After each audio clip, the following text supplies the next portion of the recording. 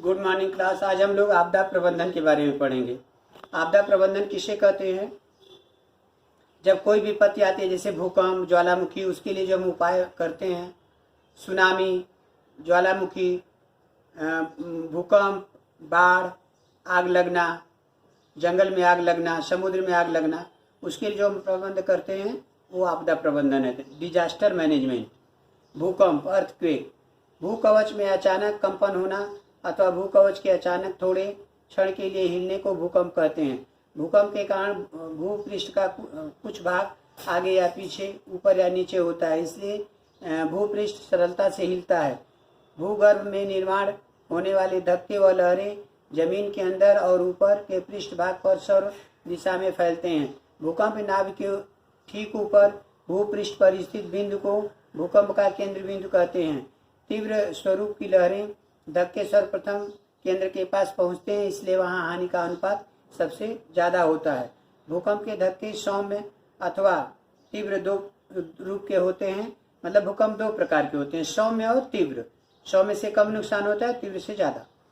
पृथ्वी के होने वाले विध्वंसक भूकंप की अपेक्षा सौम्य भूकंप की संख्या अधिक होती है। पृथ्वी पर कहीं न कहीं भूकंप आता ही रहता है। नेशनल अर्थक्वेक्स इंफॉर्मेशन सेंटर के अनुसार पूरे वर्ष में 12,400 से 14,000 भूकंप के झटके होते हैं। इसके लिए हम गूगल पर जाकर www.com, iris.com एजुकेशन के आधार पर इसका हम पता लगा सकते हैं। पृथ्वी हमेशा कम या अधिक अनुपात में कंपित होती है। भूकंप की जानकारी संग्रहित करने वाले यंत्र को सिस्मोग्राफ या सिस्मामीटर कहते हैं। भूकंप की तीव्रता मापने के लिए रिक्टर पैमाने का उपयोग किया जाता है। यह एक गणितीय इकाई है। भूकंप परिणाम का वर्णन इस तालिका का सावधानीपूर्वक अध्ययन करो।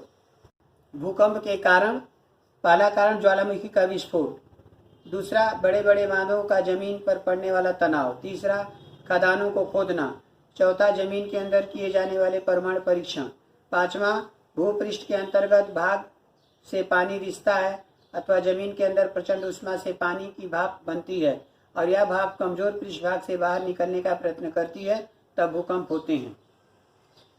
भूकंप के परिणाम, मनुष्य के साथ साथ वन्य जीव व पालतू प्राणियों की भी जीवित हानि होती है।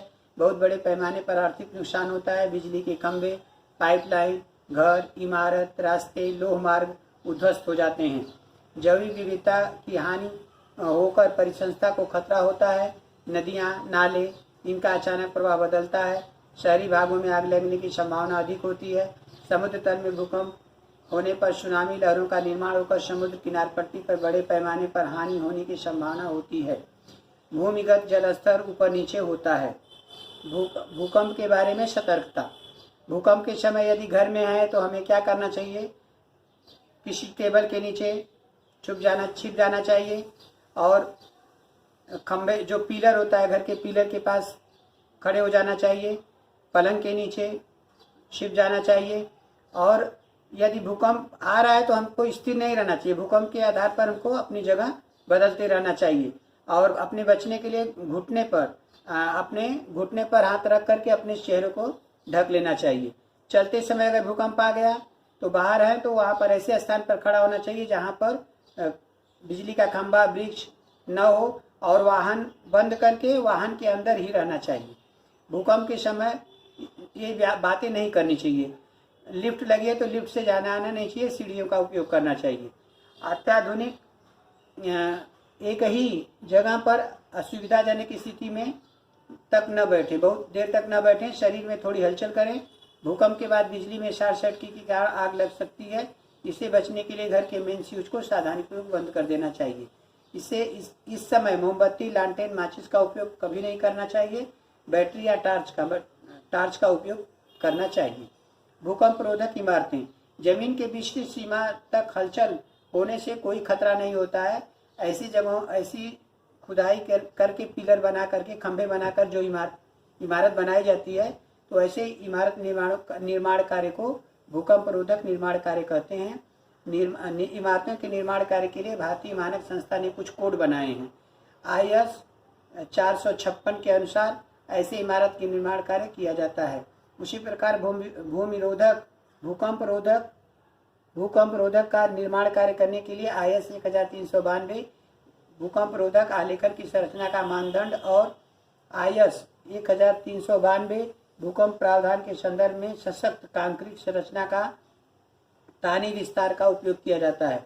भूकंप रोधक निर्माण कार्य में आधुनिक तंत्र ज्ञान का भी उपयोग किया जाता है जिन इमारतों पर भूकंप का कोई प्रभाव नहीं पड़ता है।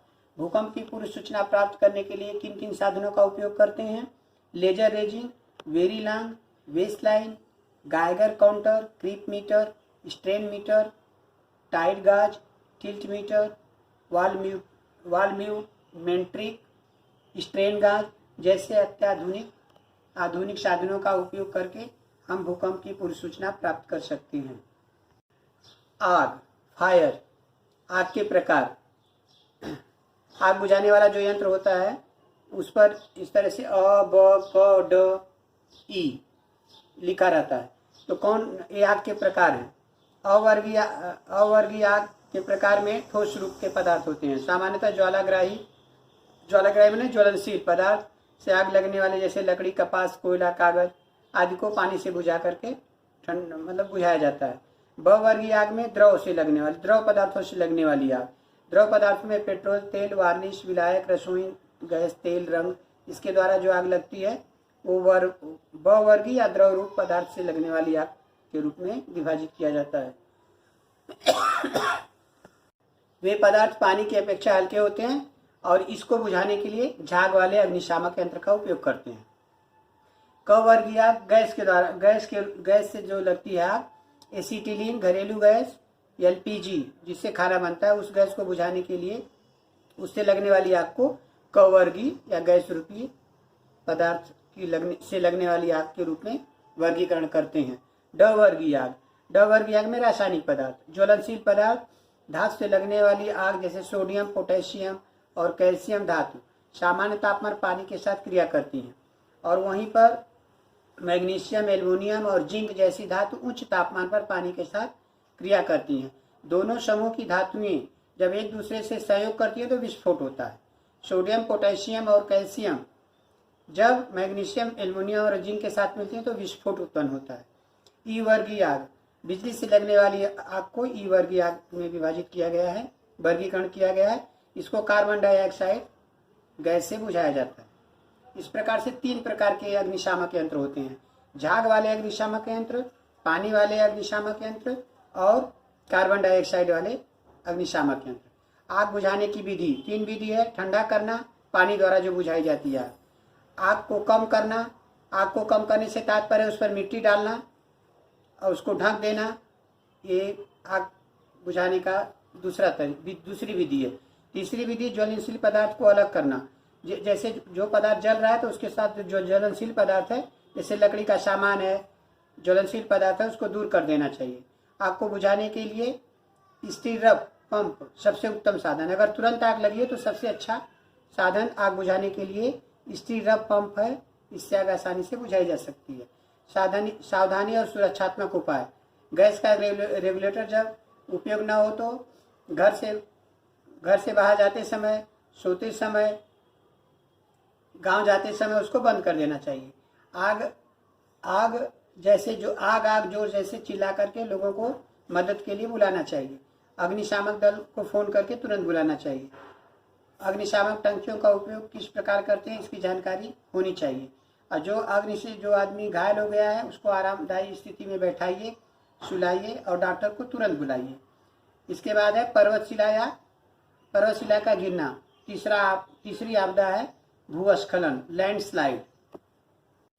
कठोर चट्टानों में प्राकृतिक रूप से पाई जाने वाली जो दरारें हो जाती हैं, बड़ी बड़ी चट्टानों के टूटने के कारण जब अधिक वर्षा होती है, अतिवृष्टि, तो उसके अंदर पानी जाता है, वहाँ पर दाब बढ़ता है और वो चट्टानें टूट करके जमीन पर गिरती हैं। इसी को कहते हैं भूस्खलन, पर्वतशिला का स्खलन। या पर्वतशिला गिरती है तो उसी को कहते हैं भूस्खलन। उसके ऊपर की जमीन, चट्टान सब गिरती है। पर्वतशिला गिरने के कारण पहला है भूकंप, सुनामी, अतिवृष्टि, तूफान, बाढ़ जैसे प्राकृतिक आपदाओं के कारण परिणाम स्वरूप पर्वतशिलाएं गिरती हैं। पर्वतशिलाएं मतलब पर्वत की चट्टानें। बेशुमार वृक्ष काटने मतलब वृक्षों को काटने कटाई के कारण ही भूस्खलन पर्वतशिला अधिक उसका क्षरण अधिक होता है। तीसरा, पर्वतों और घाटियों के रास्ते बनाते समय खोदने के लिए पर्वत कमजोर हो जाते हैं और उनके किनारों पर पर्वत गिरते हैं। पर्वतशिला गिरने के परिणाम क्या होता है? नदियों में अचानक बाढ़ आ जाती है और नदियां अपना मार्ग बदल जाती हैं, क्योंकि पानी का प्रवाह बंद हो जाता है बड़ी बड़ी चट्टानें गिरने से। जलप्रपात मतलब झरना, झरनों का स्थान बदल जाता है। कृत्रिम जलाशय बन जाते हैं, बनावटी जलाशय, जलाशय मैंने तालाब का निर्माण हो जाता है।